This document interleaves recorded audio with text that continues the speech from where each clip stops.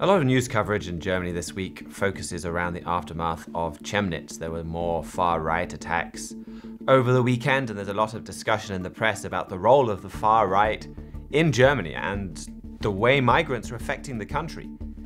It's an important story to keep watching, and one we covered in last week's video.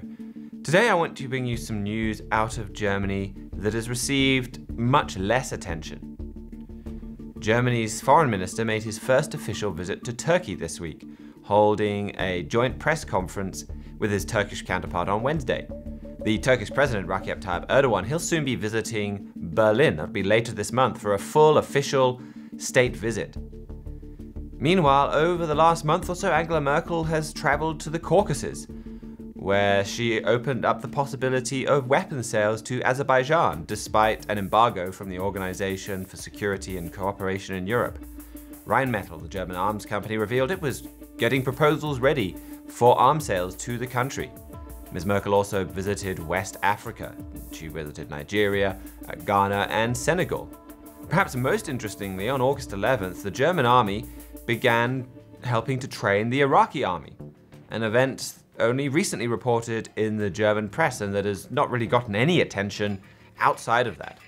Germany sent just over 400 soldiers to a training camp in the region of Baghdad, where they'll be doing the training. We've got parliamentary approval to up that mission to up to 800 soldiers.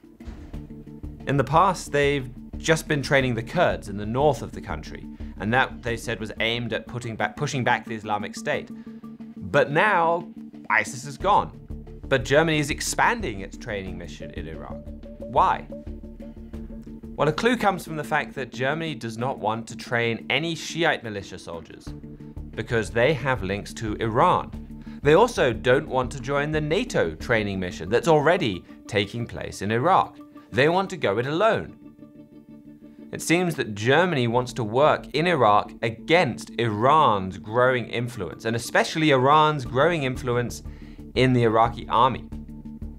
Their trainers will be able, at the very least, to keep a close eye on what Iran is doing, especially within the army. So all of these moves from Germany over the last month, and some of them over the last week, they all have the same goal. They're talking to Turkey and Russia about getting more involved in Syria, a place that threatens to be a major stronghold for Iran.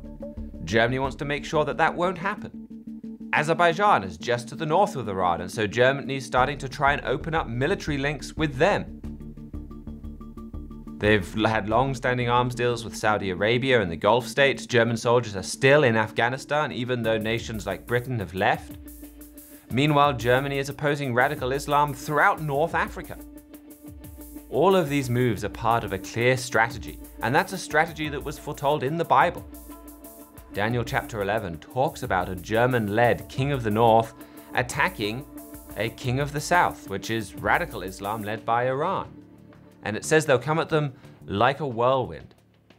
The Hebrew word used for whirlwind, it implies they're surrounding the king of the south. And so we see Germany taking these steps now and forging these links and alliances with key countries around Iran. You can learn more about this prophecy and about this strategy in our free booklet, The King of the South, and you can write for that, you can read that online and order your own free print copy with free shipping anywhere in the world, as usual on our website, thetrumpet.com.